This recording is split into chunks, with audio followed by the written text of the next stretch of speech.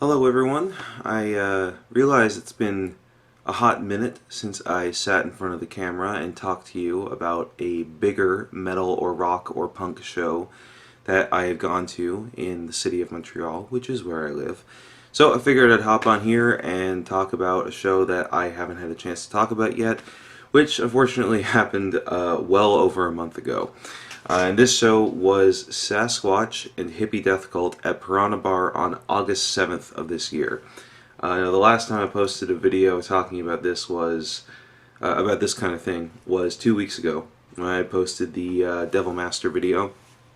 And since then, I kind of have had an incredibly busy time. Been playing lots of shows. Been fucking getting ill. My fucking voice sounds a little less than normal right now because I got a little bit sick. It's not COVID as far as I know. Just kind of like a phlegmy cough. It is cold and flu season. That kind of stuff kind of happens to me every year roundabout. But yeah, I wanted to discuss this show that I went to at Piranha Bar. There were four bands on this bill. There was Hippie Death Cult and Sasquatch, which was the headliner, and then two local bands who were opening, The Naked High as well as Doom and Blue. The first band on the bill was The Naked High, and they're an interesting band because they describe themselves as stoner glam. Now, I understand that you might be confused as to what that sounds like, but basically, it's just really heavy stoner rock riffs mixed with the occasional like old school classic heavy metal, like the really big fucking like fist bump hair metal riffs that you'd hear in the 80s with really really awesome powerful 80s style clean singing from the frontman Simon Loulette. These guys, I've seen them a couple times before because these two bands that opened for Hippie Death Cult and Sasquatch, they kind of run in the same circle. They play together often. It's just part of like the same crowd, And I've always found the Naked High to be very entertaining. The vocalist Simon, he has a huge thing for wrestling, so he kind of incorporates that into his stage look, which I think is a really interesting thing. He comes out, typically dressed like any kind of rocker, any kind of standard metalhead, but then halfway through the set, he went off stage. He came back wearing this really elaborate, extravagant, flamboyant, pro wrestling-esque costume, I guess. I don't really know how to describe it. It was kind of like a jacket with the really long, you have your arm outstretched and it's like all those like dangling things that come down off of it. Yeah, he had one of those. And that was pretty cool. They were very entertaining. They had great stage presence. Honestly, they're a great band, and I love watching them play whenever I get the chance. After that, it was Doom and Blue. And these are some friends of mine. I've played with them before. There's a couple videos on this channel of performances that I've done with them. But this show, they had a limit of, I think, 6 to 7 songs that they were able to do. So it was quite a short set for them, and they only did originals. This band is known for doing a selection of like half original songs that they do with a revolving door of guest vocalists and guest bassists, but they also do a lot of cover songs as well. When I played with them before, I did a Power Trip cover and I also did a Motorhead cover, and both of which were pretty fun, honestly. And yeah, they were fucking awesome as usual. I mean, they did great. My favorite song that they do is called Be Under My Spell with Fez Khan as the guest vocalist. He is always a pleasure to watch perform live. The dude has such great stage presence. He's full of energy. He's always running back and forth from one side of the stage to the other.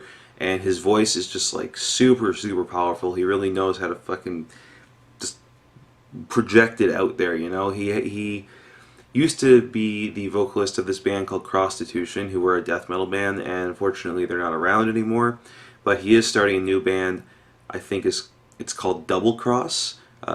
They might change the name. I think that's just like a working title right now. They might keep it, I don't know. But you should keep an eye out for that because if Fez is part of it, it's probably going to sound fucking awesome. So after that, it was Hippie Death Cult. And the band sounded super fucking cool. I was really into them. They had kind of like, it was very slow but melodic, and also at the same time very heavy stoner doom metal, with a very, very heavy like 60s and 70s aesthetic, of course. But the one thing that really confused me, and this is no shade on the drummer of this band, but I was perplexed by the size of this guy's kit. For the style of music that they were playing and being on tour, it was just like asinine. Like, I have no idea why anybody in their right mind would want to go on tour for weeks at a time carrying that monstrosity around. Now, I have the video on my Instagram if you want to go back and try and find that at some point. It's again, it was on August 7th, so it's quite a ways back at this point, but because I post so frequently.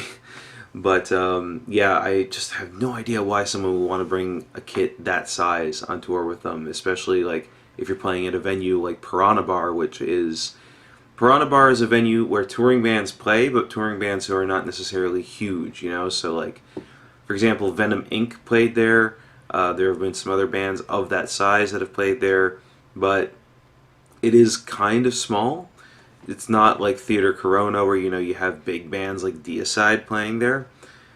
So yeah, he had like a fucking gong behind him that he only used for one song. The dude even had a fucking, what do you call it, like one of those percussion pads it's electric, and you know, he was using that. He was sound checking with it at the very start, and then he just didn't use it for the entire set. It was very strange. Like, again, no shade to the drummer, because he was very talented, very, very great musician, and the set was fucking awesome. I was just confused by this decision to bring all of that fucking gear on the road with him, man. Like, as someone who's been on tour before, like, the less gear you have, the fucking better, you know? I used to be like that when I was 17, you know. I want to bring every piece of my drum set. I want to have the biggest fucking kit, extravagant. I got to hit all the things. But the older I get and the more music that I play, the more I'm just like, man, just give me a fucking snare, a tom, a floor tom, and a couple cymbals, and I'm good. It is what it is. So after that, it was Sasquatch, and I have to say that I wasn't super familiar with Sasquatch before this show. I did check out their most recent record a couple times. I listened through it before going to see these guys live, and I felt like it was good, but it didn't really like reach past that boundary and really grab my attention. But then when I saw them live, that went out the window. These guys have so much fucking stage presence. They had so much energy. It made the songs from the record that I wasn't necessarily super into way more interesting. I was so much more captivated and like vibing with music these guys were playing than I was at any point when I was just listening to the recordings of it. So it was honestly a lot of fun. I had a lot of fun at this show. My partner came with me, but she left early. It's not really her style of music, so you know, I understood that. But yeah, I fucking love all of the bands that played that night. The only thing that I will question until the end of time is why somebody would bring a drum set that big on tour with them when they're playing at venues that are the size of Piranha. But yeah, I hope you enjoyed this video, of which I was talking about my experience of seeing Sasquatch and Hippie Death Cult and Doom and Blue and The Naked High at Piranha Bar on August 7th, 2022. If you did, please leave a like down below and hit that subscribe button, all that fucking stupid YouTube shit, you know the drill. Do that shit. And yeah, I'll see you in the next one, which hopefully will be a lot sooner than later. Peace out.